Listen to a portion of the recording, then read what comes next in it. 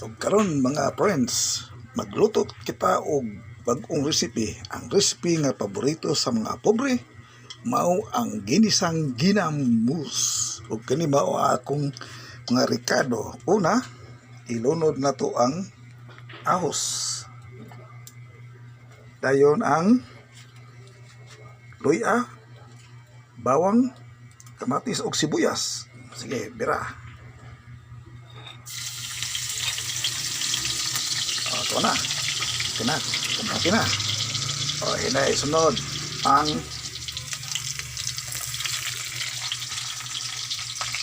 sibuyas bombay. O, isunod ang luya. Idungan na tanan. Ilunod na tanan sa kamatis. Okay, kumpati na. Kunting halo, kunting mixture para lumabas ang aromatics. Mga higala, mga kaibigan, mga friends around the world. Kung karon mao ni ang atong main ingredient, ang ginamis. Ginamo sa English pag ginimis. Nara, whoops. Ato ibutang. Okay. Ilagay natin. Okay. Ngaron. Kunting mix na naman. Ang apoy, check up. Okay ra. Nice. Ngayon.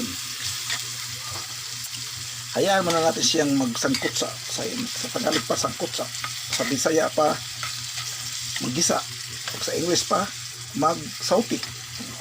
Karon ilagay nato ang gipusil. Ginamo sa nga gipusan og sili. Mao na yung gipusil. O na, kumbati ni. Gamayng kuan sa tubig. Gas gamay. Gamayng lagay dito.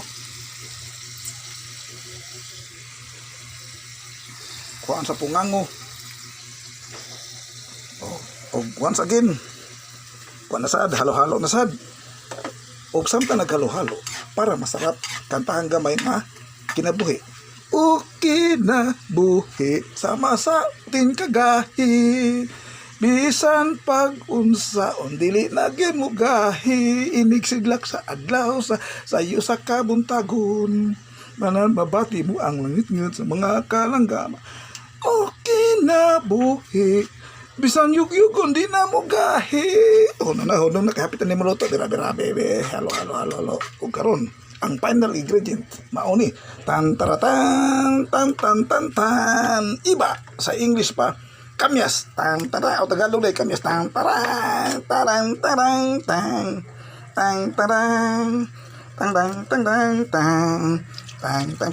na to hiwain.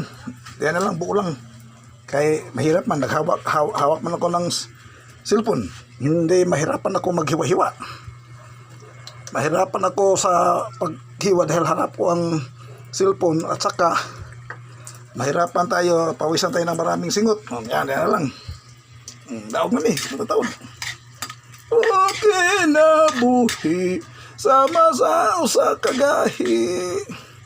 Bisa kung saon din agyod siya mugahi. Okay na bati na ni. Oops, mga higala. Mao na siya kitawag og ginamos. Nga pinagisa sa kamatis, bombay, ahos, luya og kamyas og siling kulikot. Kumbati na. Fire!